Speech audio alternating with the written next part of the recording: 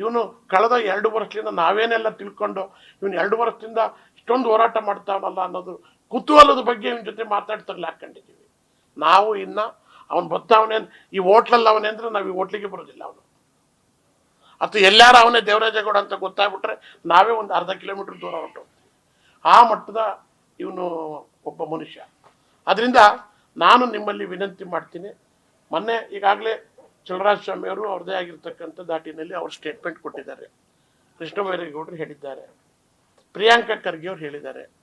ಅವ್ರು ಯಾರಿಗೂ ಈ ವಿಚಾರ ನಾವು ಒಂದು ಅಕ್ಷರನ್ನು ಸಹಿತ ಪ್ರಾಮಾಣಿಕವಾಗಿ, ನೀವು ನಮ್ಮನ್ನು ಸಹಿತ 35 ವರ್ಷದಿಂದ ನನಗೆ ಅಧಿಕಾರ, ನಾನು ಬಹುಶಃ 83ರಲ್ಲೇ MLA ನಿಂತು ಸ್ಟಾರ್ಟ್ ಮಾಡಿದ್ದು ರಾಜಕಾರಣ.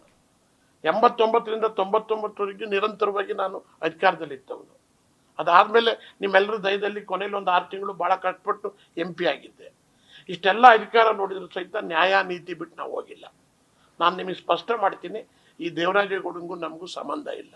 ನನಗೇನೆ ಒಂಥರ ಅಸಹ್ಯ ಆಗಿಬಿಟ್ಟಿದೆ. ಏನಾಗಿದೆ, ಯಾವಾಗಲೂ ನನ್ನ ಎಲ್ಲ ಪತ್ರಿಕೆಯಲ್ಲೂ ನಂದು ಒಂದು ಲೈನ್ ಬರೀತೀನಿ, ಇರಲಿ ಶಿವರಾಮೇಗೌಡ ಅಂತ. ಈ ಮಟ್ಟಕ್ಕಾಗಿದೆ.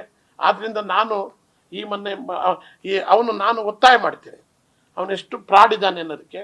ಹೇಳೋದಾಗಿದ್ದರೆ ಅವನು ನನಗೆ ಕ್ಯಾಬಿನೆಟ್ ದರ್ಜೆ ಕೊಡ್ತೀವಿ ಅಂತ ಹೇಳಿದ್ದು ಆವಾಗಲೇ ಹೇಳ್ಬೋದಾಗಿತ್ತಲ್ಲ. ಅವ್ರು ಆದಮೇಲೆ ಯಾರನ್ನೂ ಭೇಟಿ ಮಾಡಿಲ್ಲ ನಾನು.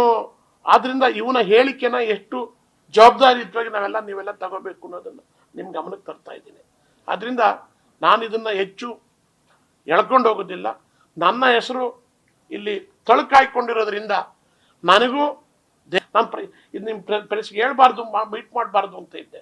ಪಾಪ ನೀವೆಲ್ಲ ಅಷ್ಟೊಂದು ಸಾರಿ ಫೋನ್ ಮಾಡಿದ್ದೀರಿ. ನನ್ನ ಮನೆ ಹತ್ರ ಬಂದು ಭಾಳ ಜನ ಕಾದು ಬೇಜಾರಾಗಿ ಹೋದರು. ನನಗೆ ಇದೆಲ್ಲ ಆಗಬಾರ್ದು, ನಾನೊಂದು ಸರಿ ಮಾಹಿತಿ ಕೊಡಬೇಕು, ನಾನು ಮಾಹಿತಿ ಕೊಡದೇ ಇದ್ರೂ ಶಿವರಾಮೇಗೌಡ ಏನೋ ಗಿಲ್ಟಿ ಇದೆ ಅಂತ ಅನ್ನಿಸ್ಕೋಬಾರ್ದು ಅಂತೇಳಿ ನಿಮ್ಮ ಮುಂದೆ ಬಂದಿದ್ದೀನಿ. ನಾನು ನಿಮ್ಮೆಲ್ಲರ ಕೈ ಮುಗಿದು ಕೇಳ್ತೀನಿ, ಇದಕ್ಕೆ ಪ್ರಾಮಾಣಿಕವಾಗಿ ಇದು ಎನ್ಕ್ವೈರಿ ಆಗಲಿ, ಯಾರು ತಪ್ಪು ಮಾಡಿದಾರೋ ಉಪ್ಪು ತಿಂದವ್ರು ನೀರು ಕುಡಿಲಿ. ನಮ್ಮ ದೇವೇಗೌಡ ಸಾಹೇಬರು ಸಹಿತ ನೆನ್ನೆ ಅವ್ರು ಹೇಳಿದ್ದಾರೆ, ಅವ್ರು ಯಾರ ಬಗ್ಗೆ ಏನಾರು ಆಗಲಿ ಅಂತ.